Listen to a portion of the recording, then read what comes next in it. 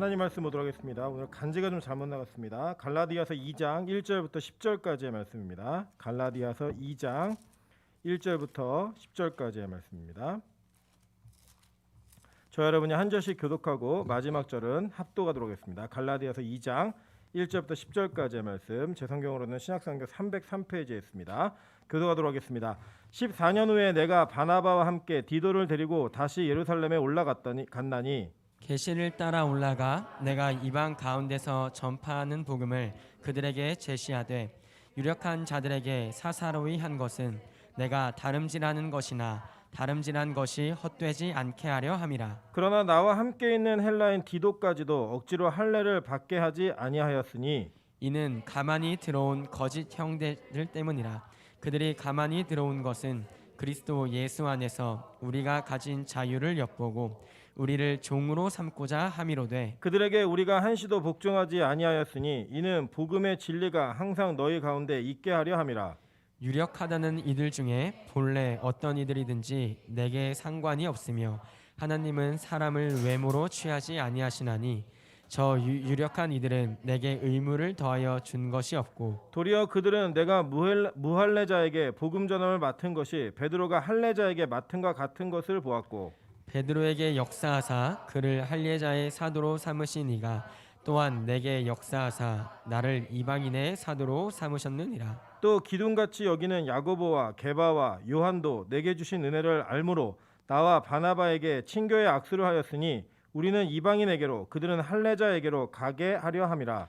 다만 우리에게 가난한 자들을 기억하도록 부탁하였으니 이것은 나도 본래부터 힘써 행하여 왔노라. 아멘. 네, 우리 주변에 있는 분들에게 이렇게 한번 인사드리도록 하겠습니다. 당신의 얼굴을 보니 마음까지 시원해집니다. 네, 우리 다시 한번 인사하겠습니다. 올 말에는 마스크를 벗읍시다. 네, 빨리 좀 집단 면역이 되어서 이게 겨울에는 마스크를 벗고 예배드릴 수 있는 환경이 빨리 만들어지기를 좀 소망하는 마음으로 또 개인 위생에 더 힘써주시고 또 여러분 각자 개인의 건강 관리에도 힘써주셨으면 좋겠습니다. 네, 오늘은 수요예배 갈라디아서 네 번째 시간입니다. 2장 1절부터 10절까지의 말씀을 가지고 송충이는 솔잎을 먹는다라는 제목으로 하나님 말씀 증거하도록 하겠습니다. 여러분 갈라디아서를 잘 읽어보시면요, 바울이 가지고 있는 자신감을 볼 수 있습니다.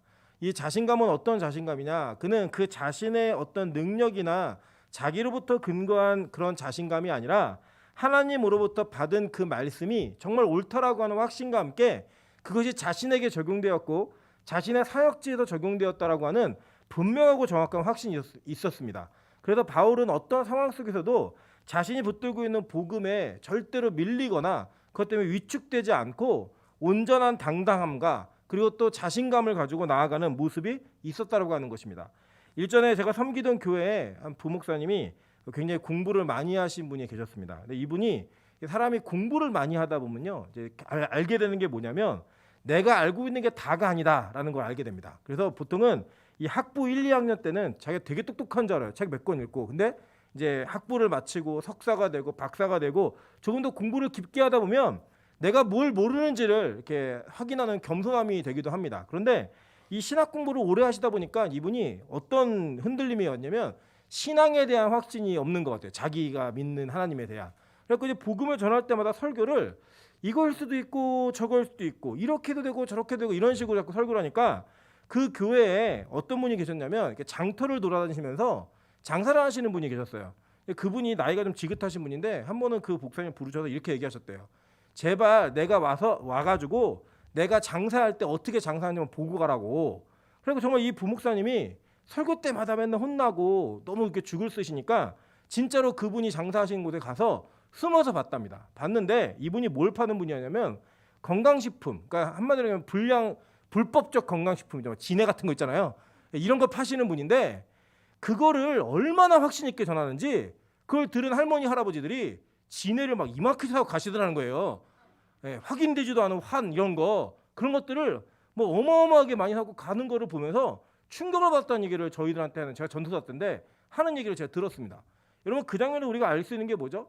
가짜여도요 확신 있게 전하면요 상대가 그걸 붙들어요. 그걸 믿는다고요. 그런데 진짜를 붙든 사람이 정말로 그것이 진짜라는 확신이 자기 안에 사라지니까 자기 안에서도 능력이 없어지고 남에게 전할 때에도 그 복음의 능력이 나타나지 않더라는 거예요.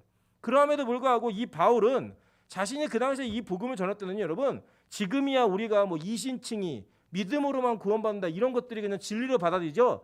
그 당시에 율법으로 가득 차 있었고 할례 없이는 구원 못 받는다는 생각이 사람들의 머릿속에 깊이 박혀있는 시대 속에서 야 그거 가짜야 오직 예수 그리스도를 믿는 믿음만으로 구원받는 거야 라고 말하는 거 쉽지 않은 일입니다. 그것을 말하면서 정말로 자신 있고 능력 있게 그 자리로 담대히 나아갈 때 하나님께서는 그의 사역에 기름 부어서 일하시더라는 거예요. 근데 이 자신감이 어디서부터 왔느냐? 갈라디아 1장 11절부터 12절 보니까 이렇게 얘기합니다. 형제들아 내가 너희에게 알게 하노니 내가 전한 복음은 사람의 뜻을 따라 된 것이 아니니라. 이는 내가 사람에게서 받은 것도 아니요 배운 것도 아니요 오직 예수 그리스도의 계시로 말미암는 것이라 라고 얘기해요.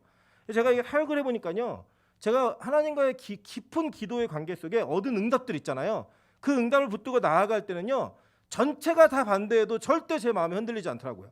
근데 사람들이 다 지지해줘도 제가 하나님과의 확신 가운데 어떤 응답이 명쾌하지가 않으면 그 일을 진행하면서도 자꾸 저도 모르게 눈치를 살피고 여론을 살피고 사람들이 어떻게 생각하는지에 대한 제 자신의 흔들림들이 자꾸 사람에게 영향받는 것들을 보게 됩니다. 여러분 바울은 자기가 전하고 있는 이 복음에 대한 확신을 어떻게 갖고 있냐면 이거 사람에게 배운 게 아니라는 거예요. 하나님으로부터 받아낸 거기 때문에 난 절대 흔들리지 않는다라는 확신이 있었다는 겁니다. 여러분 마찬가지입니다. 이 시대에도요. 우리가 갖고 있는 신앙, 여러분 개개인의 신앙이 하나님과의 관계 속에서 이루어진 것이 아니라면 여러분한테는 확신 없습니다. 그러니까 자꾸 이단이 와서 찝쩍거리면 믿음이 흔들리는 거예요.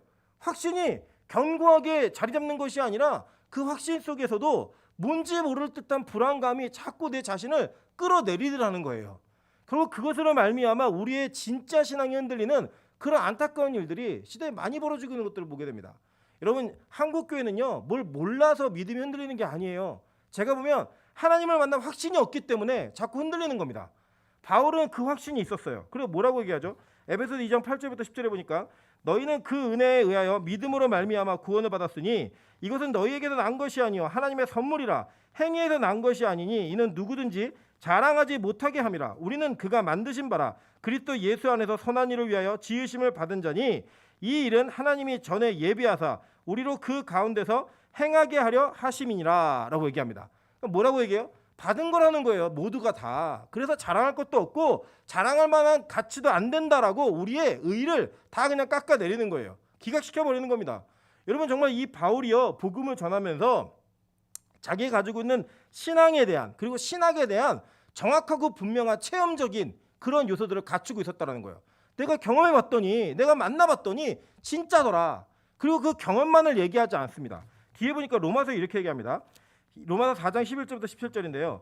그가 할례의 표를 받는 것은 무할례 시에 믿음으로 된 의를 인친 것이니 이는 무할례자로서 믿는 자의 조상이 되어 그들도 의로 여기심을 얻게 하려 하심이라 라고 얘기해요. 여기서 그는 누구냐면 아브라함이에요. 아브라함. 여러분 아브라함은요 창세기 17장에 할례를 받습니다. 그런데 이 아브라함이 그의 믿음이 의로 여겨진 건 몇 장이에요? 15장에서 그런 일이 벌어져요. 그러니까 이 바울은요 체험적인 것만을 강조하지 않았어요. 뭘 강조했느냐? 구약 성경의 기초에서 하나님의 말씀 가운데 이 일이 진짜이고 정확하다라는 사실을 그는 분명히 알고 있었다는 거예요. 그래서요 너무 체험만을 갖고 얘기하면 신비주의로 갑니다.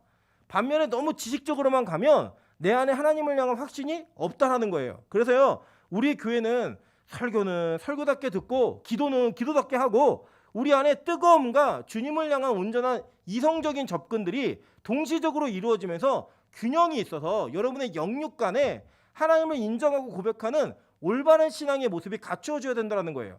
그러니까 바울이 논증하는 게 뭐냐면 이거예요. 아브라함은 그가 할례를 받기 전에 이미 믿음으로 의로 여기심을 받았고 그 여기심을 받은 증표로서 할례를 받은 거지 할례가 그의 믿음을 보증하지는 않는다라는 거예요. 여러분 이걸 우리 시대로 이제 변환을 하면 무슨 얘기냐면 이 할례는 쉽게 말하면 지금의 세례로 보시면 돼요. 여러분 세례를 받는 것은 믿음이 있는 자에게 주는 것이지 세례를 받았기 때문에 믿음이 생기는 건 아니라는 거예요. 그런데 한국교회가 무슨 일을 저질렀죠? 뭐 군대에서 뭐 햄버거 주면서 세례 주고 교회에 있는 아이들 뭐 믿는 부모가 있으면은 12살만 되면 야 저 집에도 받는데 너는 왜 안 받으면 안 돼? 그래갖고 걔네들 막 밀어붙여가지고 세례 받게 하고 이렇게 했던 것들이 지금 한국교회 세례교인의 수준을 상당히 떨어뜨려 놨습니다. 여러분 그 당시 초대교회 때는요, 이 사도신경을 통하여 세례교육을 하고 그 세례교육으로 인해서 믿음을 고백할 때에는 죽는 시대였어요. 자기의 믿음을 고백하는 그 시대가 핍박을 받는 시대였고, 물론 이제 뭐 3세기, 4세기에 가면은 이제 그 기독교가 공인되었지만 그 중간 시기에는요, 물론 300년의 시기 동안에는요, 내가 예수를 믿는다는 신앙을 고백하는 건 죽는 거였습니다. 그래서 자기가 왜 죽어야 되는지, 왜 그 순교의 신앙을 가져야 되는지를 그들은 체험적으로 성령의 체험을 뜨겁게 했고, 동시에 말씀에 대한 분명한 무장이 있어서 그것을 근거로 고백했다라는 거예요. 저는 우리 빛가서 공교회가 정말 기도할 때는 뭐 요새 그 보통 지금은 안 그런데 옛날에는 순복음교회 그런 막 기도에 뜨거움이 있었던 교회잖아요. 기도할 때는 그런 순복음교회가 감히 범접할 수 없는 영적 아우라가 있는 교회. 반면에 또 신천지가 와갖고 찝쩍댈 수 없는 말씀의 견고함이 있는 교회. 그런 교회로 성장되기를 주님의 이름으로 축원합니다. 여러분 그래도 우리가 말씀을 듣는 것도 기뻐하셔야 되고 기도하는 것도 즐거워하셔야 되고요. 찬양하는 것도 즐거워하셔야 되고 우리 안에 신앙의 모든 형태가 다 균형 있게 갖춰져야 된다는 거예요. 갖춰져야. 우리 예배도 마찬가지입니다. 예배 안에 많은 요소들이 있지만 이런 두 가지 요소가 병행되지 아니하면 반드시 신앙은 잘못되어진 극단적 방향으로 갈 수밖에 없게 되어 있습니다. 그리고 막 공부만 하는 사람들은요, 뭐 성령 이런 거 없다, 뭐 무조건 알아야 된다, 그러면서 공부만 열심히 하고 또 기도파들은 무조건 기도만 하면서 성경 몰라도 된다, 막 이런 식으로 얘기하는 분들도 많이 계세요. 여러분 어느 것이든 건강하지 않습니다. 진짜 건강한 건 뭐냐면요, 기도할 때는 정말 주님 아니면 안 될 것처럼 목이 터져라 외치며 기도하고요. 말씀을 들을 때는 나의 온갖 이성의 능력을 총동원해서 내가 하나님의 말씀을 나의 사상과 원리로 붙드는 그런 열심이 우리 안에 있어야 된다는 거예요. 이 두 가지가 병행되어졌을 때 건강한 형태의 신앙을 가질 수 있다라고 성경 우리에게 얘기하고 있는 것입니다. 그리고 뒤에 보면 계속 얘기하죠. 또한 할례자의 조상이 되었나니 그 할례 받을 자에게뿐 아니라 우리 조상 아브라함이 무할례 시에 가졌던 믿음의 자체를 따르는 자들에게도 그러하니라. 아브라함이나 그 후손에게 세상의 상속자가 되라고 하신 언약은 율법으로 말미암는 것이 아니요 오직 믿음의 의로 말미암는 것이니라. 만일 율법에 속한 자들이 상속자이면 믿음은 헛것이 되고 약속은 파기되었느니라. 율법은 진노를 이루게 하나니 율법이 없는 곳에 범법도 없느니라. 그러므로 상속자가 되는 그것이 은혜에 속하기 위하여 믿음으로 되나니 이는 그 약속을 그 모든 후손에게 굳게 하려 하심이라. 율법에 속한 자에게뿐 아니라 아브라함의 믿음에 속한 자에게도 그러하니 아브라함은 우리 모든 사람의 조상이라. 기록된 바 내가 너를 많은 민족의 조상으로 세웠다 하신 같으니 그가 믿는 바 하나님은 죽은 자를 살리시며 없는 것을 있는 것으로 부르시는 이신이라 라고 얘기해요. 그래서 이미 이 바울은 자기가 하늘로부터 받은 계시의 말씀이 이미 구약에서부터 그대로 증거되었던 말씀인 걸 확인하고 전하고 있는 거예요. 그래서 제가 항상 말씀드리잖아요, 여러분. 여러분이 내가 예수를 믿는다라고 고백할 때 구약이 말하는 메시아, 즉 구약에서 얘기하고 있는 예수 그리스도가 누구인지 모르면 여러분은 이 세상에 많은 사람들이 만들어낸 신에 대한 고백과 동일하게 예수를 믿는다고 말할 수 있는 거예요. 여러분 그래서요, 이 구약적 이해는 상당히 중요합니다. 우리 교회는 되도록이면 제가 앞으로 구약과 신약의 설교가 좀 균형 있게 갈 수 있도록 치중을 하는데 저는 구약 쪽에 더 관심이 많아요. 왜냐하면 구약이 전제되어야지만 신약의 올바른 믿음을 고백할 수 있기 때문입니다. 그래서 우리 교회 구약 설교가 맞는 것을 좀 이해하시고 구약이 어렵다고만 생각하지 마시고 내 진짜 믿음의 고백이 되기 위해서 이것이 반드시 필요하겠구나라고 하는 그런 말씀에 대한 사모함들을 소유하시기를 바랍니다. 결국 그렇게 해서 하나님께서는 그렇게 부르셨다라는 거예요. 근데 오늘 보니까요, 14년 후에 내가 바나바와 함께 디도를 데리고 다시 예루살렘에 올라갔다라고 얘기해요. 사실 이 그 사도행전을 보면 바울이 예루살렘을 총 5번 방문합니다. 한 번은 이 바나바에 이끌려서 이 사도들에게 자신을 소개할 때 갔고요. 또 한 번은 이제 안디옥에 헌금을 전달하러 갔어요. 그 세 번째는 그 사도행전 15장에 나오는 그 믿지 않는 자들에 대한 믿음의 고백 때문에 전체 총회, 그러니까 교회에 모임을 하려고 올라가요. 그리고 2차 전도여행 끝나고 한 번, 3차 전도여행 끝나고 한 번, 이렇게 5번을 올라가는데 이 14년 후에 올라갔다는 걸 대충 맞춰보면 세 번째 갔던 사도행전 15장에 그 예루살렘 총회가 있을 때 그때 아마 올라간 거를 얘기한다라고 가는 게 거의 맞는 것 같아요. 근데 누구랑 같이 가냐면 바나바하고 디도를 데리고 갑니다. 이 바나바는 위로의 아들이라는 이름의 뜻을 가진 사도들을 그리고 교회를 자신의 재산을 팔아 섬겼던 자예요. 그리고 이 사람은 어떤 은사가 있었냐면 이게 어떤 사람이 있는데 이 사람이 좀 개인적인 어떤 은혜나 타고난 능력이 있는데 그 조직 안으로 들어오는 문이 너무 높은 거예요. 못 들어오고 있는 거예요. 그런 사람들을 데려다가 소개해가지고 그 조직 속에서 일할 수 있게 만들어주는 그런 역할을 참 잘하는 사람이었어요. 그래서 이 바나바는 예전에 바울을 데리고 사도들을 소개시켜줘가지고 이 바울이 그동안 예수 믿는 사람 잡아 죽인다라는 그런 악명 높은 사람일 때 사람 다 피했거든요. 그 사람을 복음 안으로 이끌어낸 입구와 같은 역할을 했던 사람입니다. 사실 교회 안에 이런 사람이 많이 필요합니다. 우리 이제 앞으로 새 신자들이 많이 오게 되고 새로운 사람이 많이 오게 되면 기존에 있었던 신자들과 새로운 신자들 사이에 알게 모르게 생기는 갈등들이 있어요. 뭐 예를 들면 우리 지난주에 그 영상을 틀었잖아요. 영상을 틀었을 때 저는 앞부분에 있는 분들은 누가 누굴 닮았나 이거 찾느냐고 내용의 문제를 잘 못 봤어요. 그런데 뒷부분에 가서야 이제 우리 아이들이 나오고 제가 지금 현재 대면하고 있는 성도분들이 나오고 이러니까 아 저분은 누구구나 이게 눈에 훅훅 들어오더라고요. 근데 여기 앉아 계신 분들 중에 우리 권사님들 장로님들께서는 처음 영상부터 굉장히 감동적이셨을 것 같아요.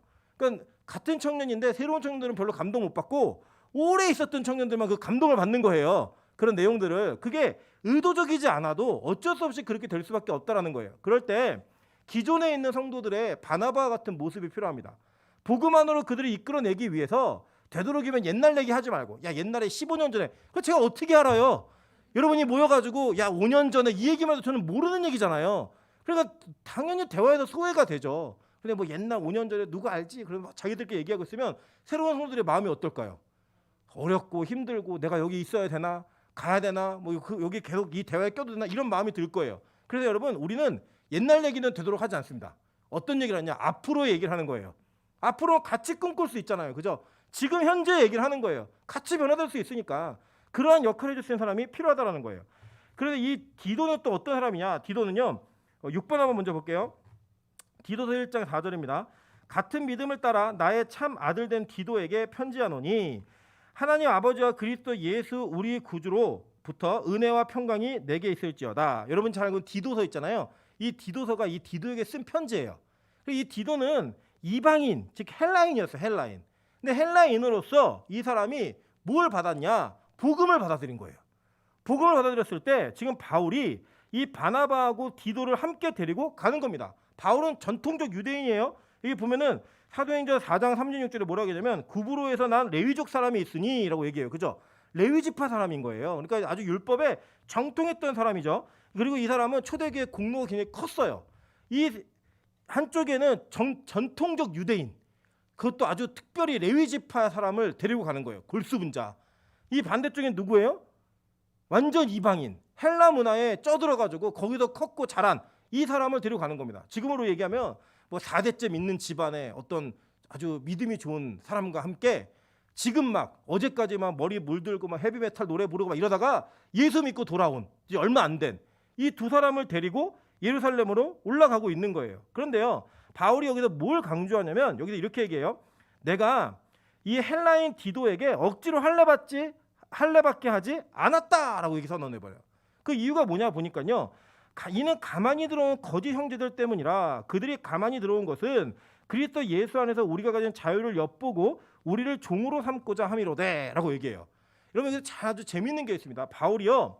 이 디도라고 하는 이 사람을 그리스도인으로 받아들였지만 할례를 안 받게 했어요. 그죠? 그런데 바울의 좀 이중적 태도 같은 게 나타나요. 보니까요. 9번 한번 먼저 보실게요. 9번. 사도행전 16장 1절부터 5절입니다. 바울이 더베와 루스드라에도 이름에 거기 디모데라 하는 제자가 있으니 그 어머니는 믿는 유대 여자요 아버지는 헬라인이라 디모데는 루스드라와 이고니온에 있는 형제들에게 칭찬을 받는 자니 바울이 그를 데리고 떠나고자 할새 그 지역에 있는 유대인으로 말미암아 그는 데려다가 뭘 행했어요?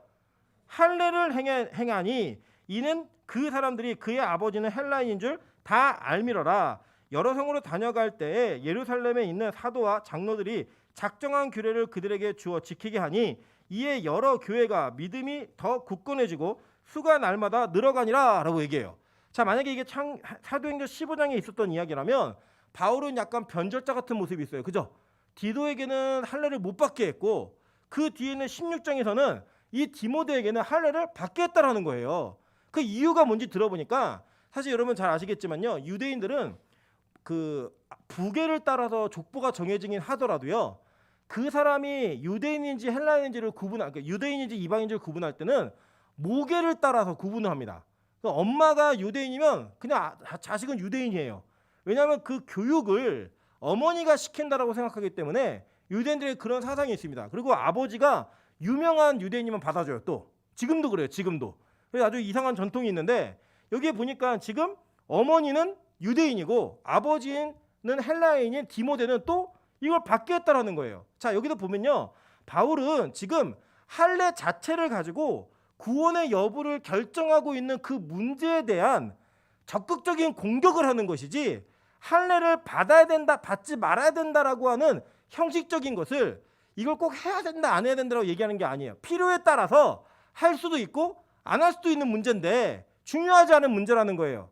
그러니까 지금 이 율법주의자들은 뭘 강조하는 거냐면 안 하면 구원이 없다예요. 그러니까 굳이 문제가 될 만한 거를 하지 않는 거예요. 뭐 예를 들면 이런 게 있겠죠. 여러분, 교회 예배를 시간에 맞추어서 뭐 찬양하고 순서가 있잖아요. 예배 부분을 꼭 지켜야 됩니까? 안 지켜도 돼요. 그냥 몇 사람 모여가지고 그냥 박수 몇 번 치고 예배 드리고 설교 듣고 가면 돼요. 그래도 예배 아니에요. 예배예요.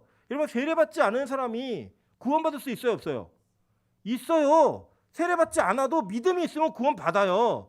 제가 그 예를 드렸잖아요. 죽기 전에 믿음을 고백하고 세례 받고 싶어 그래 물 들어간 사람이 죽었다. 어떻게 돼요? 천국 가죠. 우리는 세례의 유무가 우리의 믿음을 결정하지도 않아요. 그죠? 그러함에도 불구하고 교회가 예배 모범을 따라 예배하는 일, 그리고 세례를 주는 일, 이것을 그냥 중요하게 여기잖아요. 이유가 뭐예요? 이것이 구원의 여부를 결정하는 것이 아니지만 이게 있으면 좋다 해요. 우리의 믿음의 어떤 표징이 되어지고 우리의 믿음에 대한 확신을 우리의 그 신앙의 이력관에 남김으로 선포하는 거예요. 쉽게 얘기하면 이런 겁니다. 여러분, 어떤 남녀가 같이 사는데 혼인신고를 했어요. 그럼 부부예요, 아니에요? 부부 맞죠? 그죠? 결혼식을 안 했어도 혼인신고를 했으면 부부예요. 맞죠? 그러니까 믿음이 생긴다라는 건 부부의 혼인신고를 하는 거나 마찬가지 일이고요. 결혼식을 한다라는 건 세례를 받는 거예요. 그러니까 결혼식을 하면 더 좋겠죠. 그러나 그것이 했든 안 했든 부부예요, 아니에요? 부부예요. 그거는 법적으로는 무조건. 그 믿음은 그런 거라는 거예요. 바울의 태도는 그거예요. 굳이 안 받는 게 믿음이라도 아니에요. 받을 수도 있는데, 안 받고 이게 할 수 있는데, 이게 구원의 문제랑은 연결되는 게 아니라는 거예요. 그런데 자꾸 이것을 구원의 문제로 연결 지으니까 그렇게 하지 말아라 라고 얘기하면서 율법주의자들을 공격하는 거예요. 오히려 디모데는 교회의 지도자로 세워야 되고 앞으로 맡길 일이 있었기 때문에 그가 이러한 문제로 공격받으면서 그거 아니야, 쓸모없어 라고 얘기하면서 서로 싸우고 다투는 것에 에너지를 낭비하는 것이 옳다라고 판단되지 않으니까 그냥 할례를 받게 한 거예요. 이해되시죠? 무슨 말인지. 교회는요, 이러한 문제가 참 많이 있다는 겁니다. 해도 되고 안 해도 되는 문제, 아디아포라라고 얘기하는데 해도 되고 안 해도 되는 문제가 있어요. 그런데 그걸 가지고 우리의 구원의 문제와 연결짓고 믿음의 문제와 자꾸 연결지으면 교회가 율법주의적 교회가 된다는 거예요.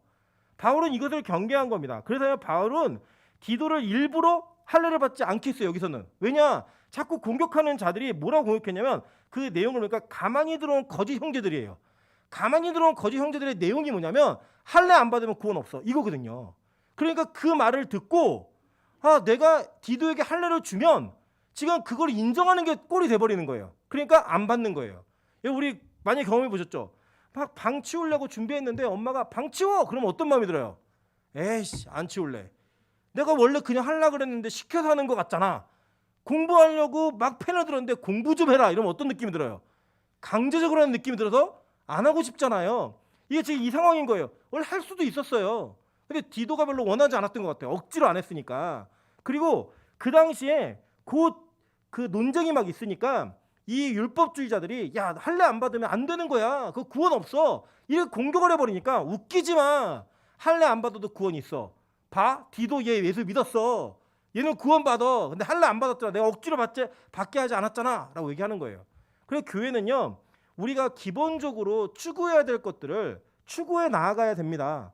그리고 지켜갈 것들을 질서를 갖춰가야 돼요. 그러나 그것이 구원의 문제와 연결돼 있다라는 공격을 받게 되면 우리 철저하게 변호해야 돼요. 아니야. 교회 의자 없어도 구원받아. 교회 드럼 놔도 구원받을 수 있어. 이런 얘기 해야 돼요. 그런데 굳이 문제가 될 만한 여지를 만들면 안 된다는 거예요. 그래서 바울은 그렇게 사역을 했습니다. 실제로요, 바울은 그렇게 자기의 믿음을 온전히 지키며 살아갔어요. 언제까지요? 끝까지. 그래서 바울이 뭐라고 얘기해요? 사도행전 20장 24절에 이렇게 얘기합니다. 4번입니다. 내가 달려갈 길과 주 예수께 받은 사명 곧 하나님의 은혜의 복음을 증언하는 일을 마치려 하면은 나의 생명조차 조금도 귀한 것으로 여기지 아니하노라 라고 선언해 버려요. 여러분, 바로 이게 우리 믿는 자들의 태도라는 거예요. 우리가 쓸데없는 거 갖고 목숨 걸 필요 없어요. 뭐 여기 우리 교회에 십자가를 달았느니 안 달았느니 이거 갖고 목숨 걸 필요 없어요.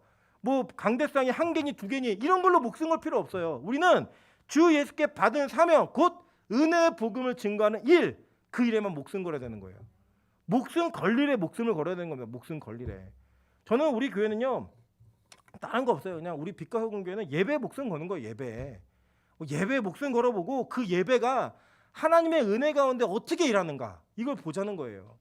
제가 이번에도 저기 친구들을 만나고 친구 목사들을 만났어요. 5명이 만나가지고 막 얘기를 하는데 다 저희 교회보다 규모가 좀 비슷한 뭐 조금 크고 조금 작고 이런 목사들이 있는데 다들 지금 보니까 수요예배 금요철가 다 무너졌어요.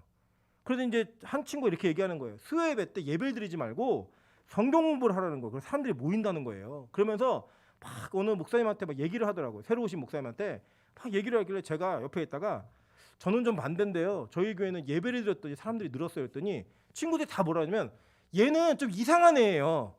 예배에 미쳐 있는 애예요. 얘는. 그러니까 얘 말은 듣지 말고 자기 말을 들으라고 이렇게 얘기를 하더라고요. 제가 그걸 들으면서 물론 하나님이 인도하시는 방법이 다 있겠죠. 있는데 저는 그 얘기가 듣기 좋았어요. 일단 얘는 예배에 미쳐 있는 애예요. 그래서 그런 것 같아요. 제가 예배에 미친 것 같아요. 그 예배에 미쳐 있는 마음이 제가 하나님께 받은 사명으로 옳다라고 믿으니까 그냥 그게 가는 거예요. 그냥 끝까지. 그래서 제가 오늘은 좀 속상했어요. 왜 속상했냐면 예배 10분 전인데 거의 아무도 안 와 계신 거예요. 그래서 우리 교회는 예배 목숨 걸어야 되는 게 이건 좀 아니지 않나. 그래서 여러분 10분 전에 놓고 오셔가지고 예배를 위해서 기도하시고 뭐 직장 끝나고 부랴부랴 오시는 분들은 어쩔 수 없고 좀 여유가 있는 분들은 조금만 10분만 더 일찍 오셔서 예배를 드리시는 거예요. 예배를 같이 기도로 준비하고 그 10분이 다 채워지면 또 10분 더 땡겨져가지고 계속 우리가 하나님께 예배를 드리는 태도와 마음이 예배에 미친 교회였으면 좋겠어요. 저게 무슨 교회야? 미친 교회야. 어디에? 예배에. 이런 말을 전하고 선포할 수 있는 그런 교회가 되었으면 좋겠습니다. 바울은요, 복음에 미쳐 있는 사람이었어요. 자기 사명에. 그래서 그 복음, 은혜의 복음을 전하는 일에는 자기 목숨조차 귀한 것으로 여기지 않고 달려가는 인생을 살았다라는 거예요. 근데 여러분 너무 재밌지 않으세요? 바울 오른쪽 왼쪽에 서 있는 사람이 하나 바나바고 디도예요. 근데 이 두 사람은요 절대 하나가 될 수 없는 사람이에요. 하나는 레위 지파 사람, 하나는 철저한 이방인. 근데 복음은요 그 관계를 하나로 만들어내는 거예요. 여러분 그게 복음입니다. 그게 복음의 능력이고요. 그게 복음이 가지고 있는 특징이에요. 제가 경험해 보니까요 교회만큼 특이한 조직이 없어요. 교회는 나이도 천차만별이고요. 직업도 천차만별이고 사람들의 성품 이런 모든 것이 다 천차만별이에요. 그래서 여기에 모여있는 사람들은 진짜로 다투는 것이 너무 당연해요. 서로 부딪히는 게 너무나 지극히 당연한 거예요. 안 싸우면 교회 아닙니다. 싸우는 게 교회예요. 그게 원래 교회가 죄인들의 모임이고 특이한 사람들이 모여있는 곳이기 때문에 싸울 수밖에 없어요. 그런데 그 교회가 깨어지지 않고 하나가 될 수 있는 이유가 뭔지 아세요? 바로 복음 때문입니다. 그 복음의 능력이 사람들의 마음과 생각을 하나로 모으더라는 거예요. 그래서 여러분 잘 보세요. 사도행전 8장 14절부터 10절 보니까요. 예루살렘에 있는 사도들이 사마리아도 웃기지 않으세요? 사마리아도 이렇게 얘기한 게 뭐냐면 야 사마리아도 은혜를 받아? 이거예요. 사마리아도 하나님의 말씀을 받았다함을 듣고 베드로와 요한을 보내매 그들이 내려가서 그들을 위하여 성령 받기를 기도하니 이는 아직 한 사람에게도 성령 내리신 일이 없고 오직 주 예수의 이름으로 세례만 받을 뿐이더라. 이에 두 사도가 그들에게 안수함에 성령을 받는지라라고 얘기해요. 그러니까 여기서 아주 특이한 케이스인데 이 사도행전에 보면요 예수를 믿는 것과 성령을 받은 것이 시간적으로 분리가 되어 있어요. 이건 왜 그랬냐면 이 사도들이 교회가 이제는 유대인 공동체뿐만이 아니라 이방인들에게도 확장되고 있다는 것을 사도들의 실제적 경험으로 확인해야 될 필요가 있었어요. 그래야지만 이후에 공의회가 있고 전체 이 복음에 대한 정리가 있을 때 사도들의 경험과 그들의 입술을 통하여 이방인들에게도 복음이 들어가고 있다는 것을 선언하고 전달하기 위해서 하나님 이런 것들을 약간 시간차를 두신 것 같아요. 아주 특수하게. 우리는 여러분 기억하십시오. 우리가 지금 이 시대에는 예수 그리스도를 주로 영접할 때는 뭐가 필요해요? 성령의 불가항력적 은혜가 필요한 거예요. 동시적으로 이루어지는 거지. 이게 뭐 믿음은 그냥 우리의 자의지로 고백을 하고 그 뒤에 성령인데 그런 거 아니에요. 여러분이 예수 그리스도를 믿는 믿음의 고백은 오직 성령의 도우심에 의해서만 할 수 있는 고백이에요. 근데 이때는 교회 확장에 대한 확증을 위해서 좀 시간적인 차이를 둔 것 같아요. 근데 중요한 건 뭐냐? 이 당시에 유대인들과 사마리아인들은요 같이 대면하지를 않았습니다. 여러분 지도 나중에 보시면 아시지만 그 갈릴리하고 예루살렘을 직통으로 가려면 사마리아를 통과하면 돼요. 근데 그게 싫어가지고 강을 건너서 다시 가고 강을 건너 들어가는 그런 일이 있었고요. 여러분 그 강도 만난 선한 사마리아인 비유 아시죠? 예, 그 선한 사마리아인 비유를 보시면요 거기서 누가 이웃이냐 그러면 사마리아인이요 이렇게 대답 안 해요. 예, 강도 만난 자를 돌봤던 사람입니다 이렇게 얘기를 해요. 입에 올리기도 싫어가지고 이름을. 그랬던 자들이 주님의 성령의 은혜가 그들에게 임했다는 것을 듣고 나서 뭐가 되는 거예요? 하나의 교회가 되는 거예요. 여러분 그래서 교회에 자꾸 문제가 생기는 걸요 관계로 해결하려면 절대 해결 안 됩니다. 여러분 부부간에도 해결 안 되는 게 있는데 어떻게 우리가 관계로 해결을 해요? 우리는요 성령 충만으로 뜨거워지면 해결이 됩니다. 하늘의 은혜가 임하고 교회가 성령 충만하면 분쟁의 요소는 다 이면적인 던져버리는 문제가 되고 그냥 우리 진짜 성령으로 제가 저 사람과 하나가 되네? 이게 경험되어지는 거예요. 여러분 저는 개인적으로 제가 고백을 하면 우리 교회 교육자로가 안 맞아요. 성품이 너무 달라요. 저 이제 MBTI를 때는 저 E형이에요. 같이 모여 있어야 막 힘이 나고 막 이런데 저 두 분은 I형이에요. 혼자 있어야지 회복이 돼요. 그러니까 같이 뭘 못해요. 그리고 먹는 것도 이게 깨작깨작거리고 먹고 뭐 맛있는 데 데려가도 돈이 아까워요. 뭐 먹이고 싶은데 막 안 먹어요. 잘 먹지 않으니까 막 뷔페 같은 데 꿈도 못 꿔요. 그런데 해산물은 아예 입에도 안 돼요. 그러니까 뭐 맨날 자기들 먹고 싶은 건 먹는데 저는 너무 싫어요. 그게 막 회 먹고 싶고 막 갑각류 먹고 싶고 이런데 그걸 못 먹겠대요. 막 그걸 보면은 어떡하지? 내가 그걸 떠나야 되나 이런 생각이 들다가도 이분들이 사역을 하는 걸 보면 야 우리 교회 잘 왔다. 진짜 우리 교회에 필요한 일꾼들이구나. 이런 마음이 들더라는 거예요. 같이 기도하는 모습을 보면 와 진짜로 하나님이 부르신 자들이구나. 이런 느낌이 들더라는 거예요. 여러분 주변에 우리 옆 사람 보고 이렇게 인사하겠습니다. 내가 당신이랑 맞아서 옆에 앉은 거 아니라고. 우리 잘 맞아서 옆에 앉는 거 아니에요. 다만 우리가 예배하고 성령의 충만함이 있으니까 그 모든 것을 뛰어넘는 교회의 단일성, 교회의 통일성이 생기더라는 거예요. 여러분 그래서 성경은요 여러 부분에서 이런 것들을 계속 얘기합니다. 보세요.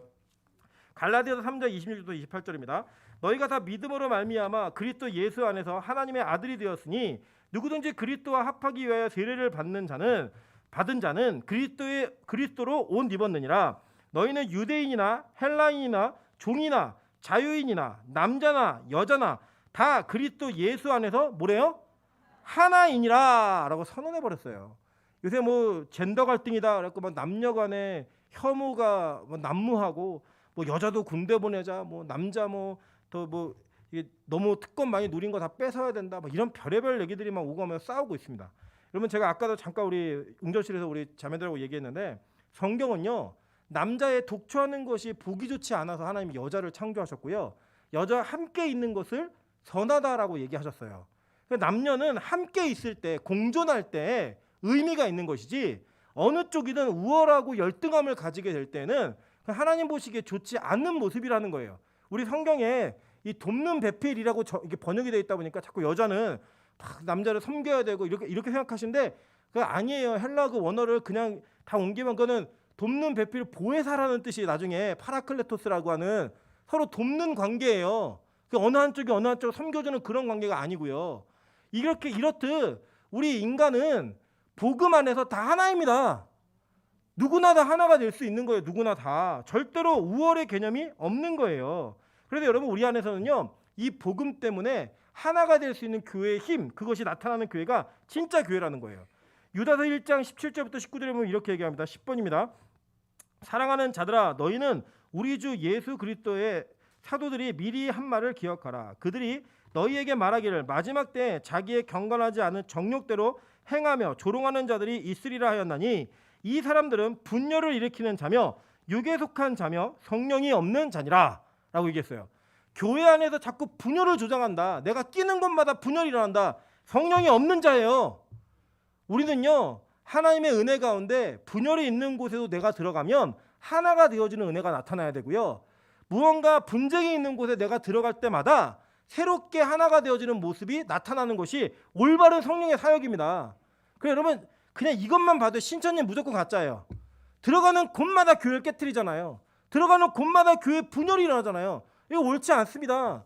진짜 우리가 복음을 붙든 사람들은요, 들어가는 곳곳마다 하나님의 은혜와 능력으로 말미암아 화목되어지는 역사가 일어난다라고 성경은 얘기해요. 왜냐면요, 예수님이 그 일을 하셨기 때문이에요.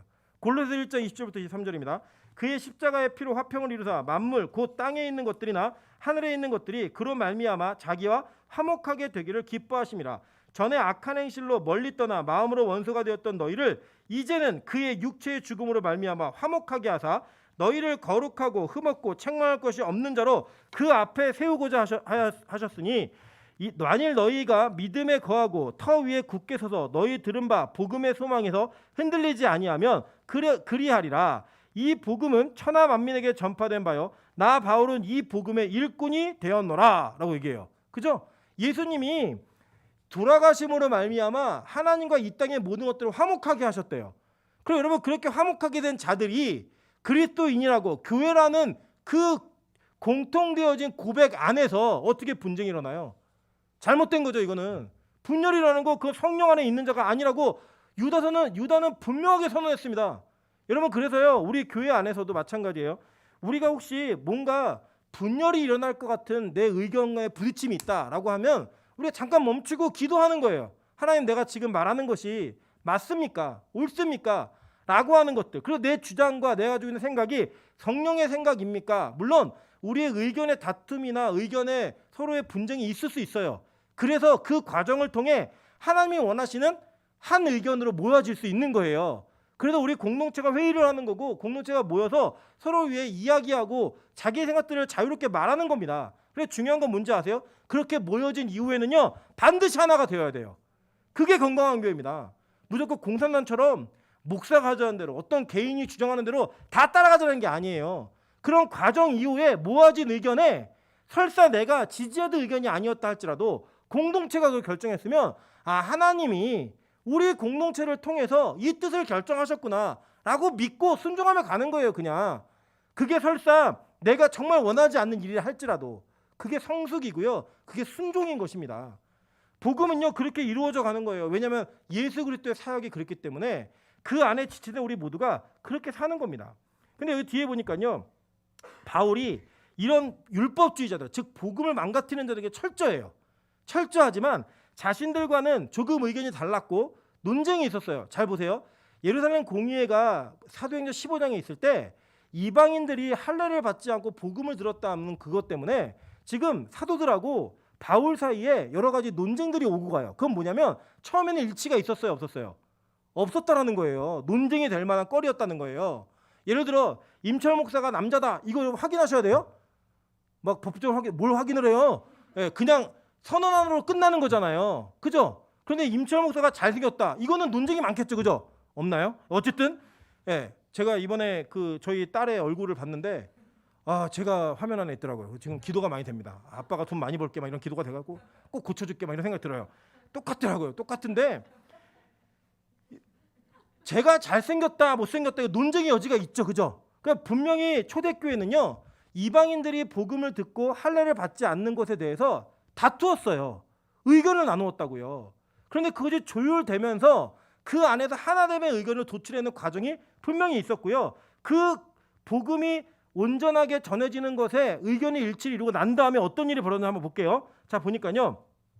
자, 여기 보시면 7절 한번 볼게요. 도리어 그들은 내가 무할례자에게 복음 전함을 맡은 것이 베드로가 할례자에게 맡음과 같은 것을 보았고 라고 얘기해요. 보니까 지금 하나님이 바울을 통해서는 무할례자들, 즉 이방인들에게 복음을 전하도록 사명을 맡기셨구나. 그리고 베드로에게는 할례자들, 즉 유대인들에게 복음을 전하도록 하나님 맡기셨구나 라고 하는 것을 그 논쟁을 통해 확인했다라는 거예요. 확인하고 난 다음에 어떤 일이 보았어요? 뒤에 보니까 베드로에게 역사하사 그를 할례자의 사도로 삼으신 이가 또한 내게 역사하사 나를 이방인의 사도로 삼으셨느니라. 또 기둥같이 여기는 야고보와 게바와 요한도 내게 주신 은혜를 알므로 나와 바나바에게 뭘 했어요? 친교에 악수를 하였으니. 그 끝난 거예요. 아, 친교에 악수하면서 그래, 너희들도 하나님이 주신 복음 맞아. 너희의 사명은 이방인들에게 복음을 전하는 거고 우리는 할례자들, 유대인들에게 복음을 전하는 거야. 그러니까 우리가 하나가 되어서 예수 그리스도가 할례자이건 무할례자이건 유대인이건 이방인에게건 널리 복음이 전할 수 있도록 서로 존중하며 열심히 일하자 이거예요. 그렇게 하고 뭘 했어요? 화해 친교의 악수를 하고 우리는 이방인에게로 그들은 할례자에게로 가게 하려 함이라 라고 얘기하고 선언해 버린 거예요. 그게 교회의 결정이었어요. 그리고 나서부터는 어떻게 되는지 아세요? 이제 바울은 이방인들에게 복음을 집중적으로 전합니다. 물론 유대인들에게도 전했어요. 반대로 이 베드로는 또 이 사도들은 예루살렘 교회를 지키면서 유대인이었다가 예수를 믿는 자들에게 복음을 전하는 그런 위치에서 자신들의 사역을 열심히 감당했다는 거예요. 여러분 이것을 보시면서 우리가 알 수 있는 것이 있습니다. 하나님은요, 자기들이 예수 그리스도가 직접 양육한 사도들에게도 그 사명과 그 사역을 각자의 상황과 그 현실과 그들이 가지고 있는 성향에 맞게 일을 배분하셨어요. 그리고 그것을 통하여서 교회가 이루어지게 하신 거예요. 그걸 통하여서 복음이 전해지게 하신 거예요. 누구에게든지. 그래서 우리는 어떤 사람이 어떤 사역을 할 때 이 교회가 똑같은 모습으로 사역해야 되는 건 아니에요. 여러분 예를 들면 이 가끔 우리 강수사님 전사님 설교하실 때 제가 이게 들으면서 아 저거는 나랑 안 맞네라고 느끼는 게 있을까요 없을까요? 있죠. 일단 얼굴이 마음에 안 들어요. 얼굴도 마음에 안 들고 근데 가끔 의견이 좀 다른 부분들이 보여져요. 반대로 저 두 분도 마찬가지겠죠. 제가 비록 담임 목사이지만 설교를 할 때 담임 목사님하고 나하고 생각이 좀 다르네. 있을까요 없을까요? 있죠. 있지만 제가 그걸 가지고 일로 와봐. 이건 아니잖아. 이거 하지 마 우리 교회에서. 이렇게 얘기를 한다. 그러면 저 두 분은 뭐 해야 되냐면 설교하면서 담임 목사 눈치만 봐야 되는 거예요. 그리고 자신이 만난 하나님, 자신에게 맡겨진 사명이 그대로 전달될 수가 없는 거예요. 그게 뭐냐? 그게 바로 자기의 제자를 만드는 거고 자기의 아성을 쌓는 거예요. 그래서 저는요 웬만한 거 정말 뭐 예수가 두 명이다 이런 얘기 하지 않는 이상은 제가 불러다 혼내지 않아요. 그냥 그 자신의 경험과 자신의 체험을 통해 복음이 전해지는 것. 그리고 뭐 예를 들면 우리 교회가 추구하고 있는 예배에 대한 가치 뭐 이런 게 있는데 아 예배 드리는 거 소용없습니다. 이렇게 얘기하지 않는 이상은 저는 그들의 말씀 전하고 하나님과의 관계성을 존중해요. 그 복음을 전해요. 저는요 그걸 통하여서 우리 교인들 모두가 하나님 은혜 안에서 각자 필요한 대로 은혜를 받는 요소들이 다 그 안에 있기 때문에 하나님이 그렇게 교회를 세워가신다고 믿는 거예요. 앞으로 부교육자가 바뀌어도 마찬가지예요. 그분들이 저는 하나님이 우리 교회에 보내셨다고 저는 믿습니다. 믿기 때문에 그분들의 입술을 통해 나오는 선포되는 말씀조차도 하나님께서 그분들을 입술을 통해 우리 교회에 필요한 말씀을 주신다고 믿어요. 그래서 교회는 절대 분열할 수 없는 거예요. 한국 교회가 얼마나 요지경까지 왔냐면 나는 어느 목사님 설교가 좋아, 나는 누구 파야, 나는 누구가 좋아 이러면서 줄을 세우고 누가 설교한다 그러면 막 모이고 누가 설교한다 안 모이고 이런 일들이 벌어져 있어요. 이게 뭔지 아세요? 이게 바로 그렇게 주님이 싫어하시는 당짓는 일을 하는 거예요. 어느 교회가 그랬냐? 이 고린도 교회가 그랬어요. 고린도 교회가 나는 개바파다, 뭐 난 바울파다, 난 예수 그리스도파다, 난 아볼로파다. 교회가 다 나눠져 있었던 거예요. 분열이 돼 있었어요. 그때요 바울이 고린도 교회 편지를 뭐라고 쓰는지 아십니까? 14번 한번 보세요. 고린도서 1장 2절부터 3절입니다. 고린도에 있는 하나님의 교회 곧 그리스도 예수 안에서 거룩하여지고 성도라 부르심을 받는 자들과 라고 얘기해요. 이게 재밌는 게 뭐냐면요 고린도에 있는 하나님의 교회 이 말에 바울이 그 모두 고린도인 교인들에게 펀치를 한번 날리는 거예요. 야 누구파? 웃기지 마. 너네 하나님의 교회야. 끝이에요. 그냥 그걸로. 너네 하나님의 교회야. 그런 짓 하지 마. 이 얘기하는 거예요. 여러분 마찬가지입니다. 앞으로 우리 교회가 이제 점점점 규모가 생기고 사람들이 모이게 된다고 하나님 허락하시면 우리 안에도 그런 일들이 있을 수 있겠죠. 그때 여러분 기억하세요. 이 교회는 하나님의 교회입니다. 저는 너무 제가 그냥 안 계실 때 하는 말이 진짜겠죠. 원로 목사님이 저는 진짜 이 은퇴의 모델이라고 저는 생각해요. 그분은 이 교회가 하나님의 교회라는 걸 정확히 아시는 분이에요. 진짜로 제가 이 교회 와가지고 여러분 저는 일반적인 교회 청빙을 갔으면 쫓겨났을 사람입니다.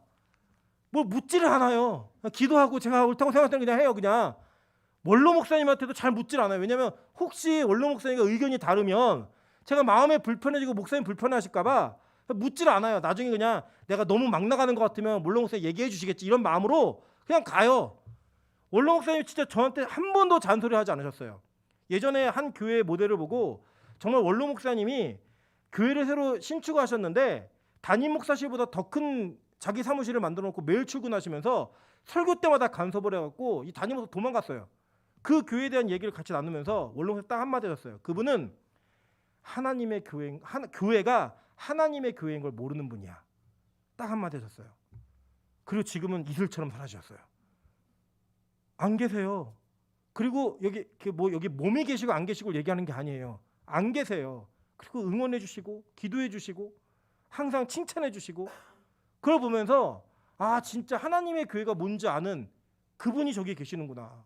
저는 그런 부분에 있어서는요 어떤 다른 평가를 다 막론하고 원로한테 존경받으실 만한 분이라고 생각해요. 어른이라고 생각합니다. 마찬가지예요.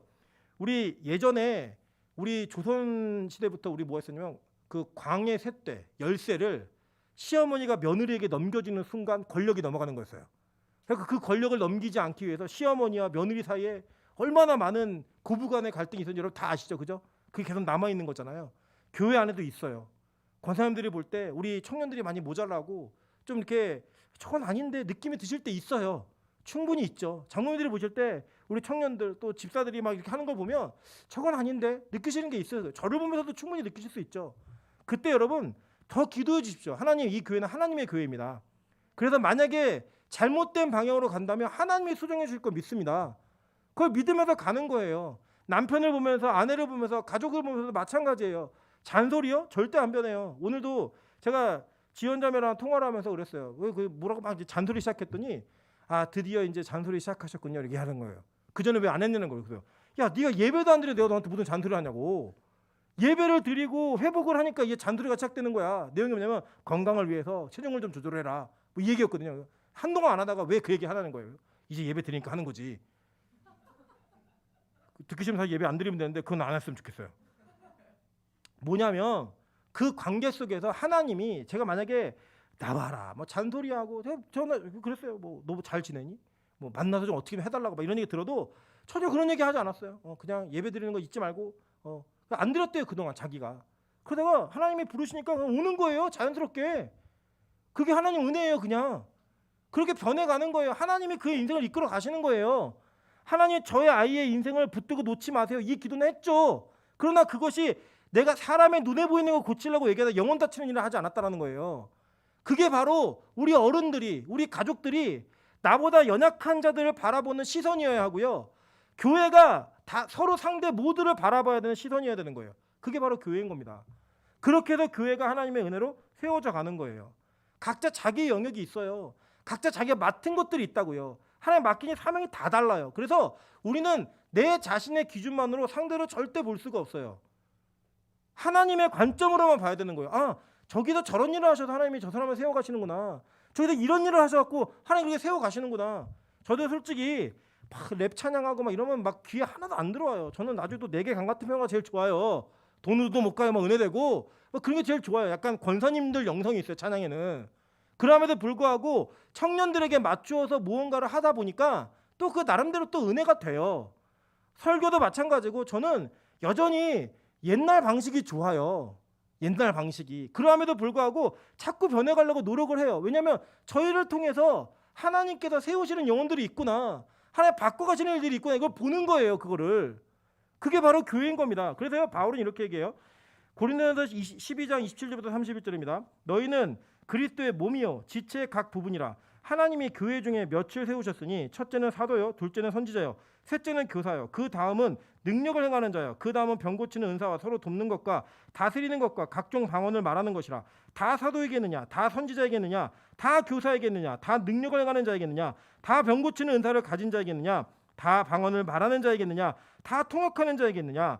너희는 더욱 큰 은사를 사모하라. 내가 또한 가장 좋은 길을 너희에게 보이리라.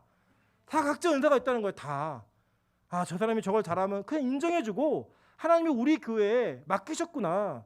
그리고 우리 교회를 저 사람을 통해 하실 일이 있겠구나 하고 기대하자는 거예요. 기대. 예. 그런 모습을 통해 하나님이 세워가시는 일들을 보는 거예요.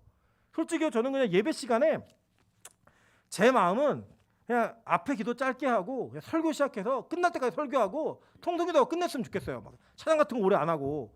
근데 우리 교회는 이상하게 또 찬양을 하는 사람들이 그렇게 많이 모여요. 그래서 그냥 그 찬양의 시간을 같이 누려가는 거예요. 나는 못하는 거지만 제가 있잖아요. 저는 막 이거 잘하는 사람 꼴보기 싫어요. 제가 못하니까 찬양 잘하고 막 멋있게 노래 부르는 사람 있잖아요. 뭐 성시경 막 이런 데 싫어요. 저는. 네. 그 노래 음색 좋고 막 이런 애 있잖아요. 막 잘 자요. 막 다 잘 자고 막 이런 애들 싫어요. 저는 정말 싫은데 그렇게 음악적인 찬양의 은사가 있는 사람들 우리 교회 보내주시는 거예요. 그럼 하나님이 우리 교회를 찬양으로 하실 일이 있겠구나 하고 믿는 거예요. 그리고 그들 세워가는 거예요. 왜요? 다 각자에게 주신 은혜대로 교회 세워가는 거니까. 우리 그렇게 다 있다는 거예요. 우리 권사님들도 마찬가지고 장로님도 마찬가지고 각자 하실 수 있는 일이 있어요. 그 일을 통해서 하나님의 교회가 하나로 세워져 가는 거예요. 그게 바로 교회의 모습이고 복음의 모습이라는 겁니다. 여러분, 송충이는요 솔잎을 먹어요. 다른 거 안 먹어요. 이 말이 왜 나왔죠? 자기 하는 일 하는 거예요. 열심히. 그런 차원에서 우리 교회의 솔잎이 뭔가를 말씀드릴게요. 아까도 잠깐 말씀드렸지만 우리 교회 솔잎은 예배예요. 예배. 그 예배가 가장 귀한 가치가 되어야 될 것이고 그 예배가 최고의 가치가 되어야 되는 거예요. 예전에는 일을 하다가 예배 시간을 늦게 올 수도 있었지만 이제는 우리 교회는 우리가 예배 시간 때문에 일을 놓고 오는 거예요. 부엌에 아무리 일이 많아도 일 놓고 예배 시간 되면 그냥 오고 내가 집에 좀 늦게 가야지 오는 거예요. 조금 바쁜 일이 있어도 내가 예배를 먼저 우선적으로 드려야겠구나 라는 마음으로 달려오시는 거예요. 그게 우리 빛가서공교회 목회 철학입니다. 예배가 최고의 가치가 되는, 어떤 일이 있어도 예배보다 더 중요한 일이 없는 그런 교회로 성장하고 그런 교회로 변화되기를 주님의 이름으로 축원합니다. 계속 얘기했어요. 에베소 4장 11절부터 12절에 이렇게 얘기합니다. 그가 어떤 사람은 사도로, 어떤 사람은 선지자로, 어떤 사람은 복음 전하는 자로, 어떤 사람은 목사와 교사로 삼으셨으니 이는 성도를 온전하게 하여 봉사의 일을 하게 하며 그리스도의 몸을 세우려 하심이라 라고 얘기해요. 여러분, 세상 사람들이 볼 때는요 목사는 굉장히 편한 일 하는 것 같아요. 그냥 앞에서 설교만 하고 뭐 꾸준히 잘 안 하려고 그러고, 물론 그런 태도 자체는 문제가 있겠지만 여러분 이걸 좀 명심하셨으면 좋겠어요. 하나님이요 우리 교회를 세우실 때 그 교회에 맞는 각자의 사명대로 직분이라는 걸 주셨어요. 그리고 은사를 주시고 역할을 주심으로 말미암아 하나님이 이 교회를 세워가게 하셨습니다. 그래서 예를 들어서 제가 설교하는 일이나 여러분이 종량제 쓰레기 봉투를 비워서 교회를 깨끗하게 하는 일이나 하나님 보시기엔 똑같은 일이에요. 그 사명을 잘하면 우리는 똑같이 칭찬받을 거예요. 이 땅에서 사람의 눈으로는 누가 좋은 자리에 있고 누가 좋은 직업을 하고 이런 거 다 있어요. 없다고 말 못해요. 뭐 직업에 귀천이 없다? 아니에요. 안 가고 싶은 자리가 있고 가고 싶은 자리가 있다고요. 교회 안에도 마찬가지예요. 그러나 저는 믿습니다. 하나님 보시기에는 다 똑같은 일이에요. 그래서 우리는 각자에 맡겨진 직분대로만 그 일을 하면 됩니다. 예를 들어서 너무 죄송하지만 저희 교육자들이 부족하다 할지라도 그 부족함이 여러분이 메꿔주셨을 때 교육자들이 강단에서 올바른 말씀을 전할 수 있으면 여러분 그걸 좀 희생해 주세요. 누군가가 내가 볼 때는 왜 저 사람은 꾸준히 안 하지? 그런데 그 사람이 내가 못하는 다른 좋은 일을 하고 있으면, 내가 할 수 없는 일을 하고 있으면 그 자리를 메꿔주면서 그 일을 할 수 있게 만들어주는 것, 그게 바로 교회가 해야 되는 역할이고 서로 섬기는 모습인 겁니다. 저 우리 교회가 그런 교회 됐으면 좋겠습니다. 저 사람 왜 꾸준히 일만 빠져? 그러나 그 사람이 어디든 들어가서 사람들을 재밌게 하고 웃기고 하나로 모을 수 있는 힘이 있으면 그래 너는 그거 해라 내가 치워줄게 이렇게 할 수 있어야 되고, 왜 저 사람은 애를 안 봐? 애를 막 보면서 누군가가 애를 돌보고 그 애 안 돌보는 동안에 은혜를 막 누리면 그래 그렇게라도 은혜를 받아서 예배를 좀 살려라 라는 마음으로 그걸 돌봐줄 수 있는 그런 마음, 그게 교회 아닙니까? 그렇게 하나님이 우리 각자를 세우셨다는 거예요. 먼저는 이 일을 위해서는요, 오늘 좀 길어졌는데 여러분 여러분의 사명이 무엇인지 깨달으셔야 돼요. 내가 먹어야 될 솔잎이 무엇인지를 아셔야 되는 거예요. 그리고 난 다음에 그래 내가 이걸 열심히 최선을 다함으로 말미암아 내가 당신들 섬겨줄게. 이게 주님이 나에게 맡긴 사명이니까 그걸 달려가는 거, 그게 바로 저와 여러분이 교회를 섬기는 모습이라는 거예요. 오늘 바울은요 자신만이 옳다고 얘기하지 않았어요. 자신이 가지고 있는 복음도 그리고 너희들이 전했던 복음도 다 하나님이 계시로 각자에게 주신 사명이다. 우리 합하여 그리스도가 세워지는 일에만 집중하자, 교회가 세워지는 일에만 집중하자라는 마음으로 이 얘기를 하고 있어요. 그리고 나서 이 갈라디아서를 써내려가는 거예요. 뭔지 아시겠죠? 이 복음은 누군가를 공격하고 이 복음을 깨뜨리면서 자신만이 옳다라고 얘기하는 게 아니에요. 우리 각자가 다 옳은데 나에게는 하나님께서 이방인에 대한 그 선교 사명을 맡기셨기 때문에 내가 이방인에게 하나님께 받은 그 계시를 가지고 이렇게 전하고 있다. 그 좀 알고 인정해주고 기도해줘라라는 마음으로 이걸 써내려가는 거예요. 믿는 자들에게 읽혀질 때는. 그런 모습으로 교회가 하나 되는 모습이 전 반드시 있어야 된다고 믿습니다. 우리 빛가수군 교회가 그렇게 되기를 주님의 이름으로 축원합니다. 같이 한번 기도할 때 하나님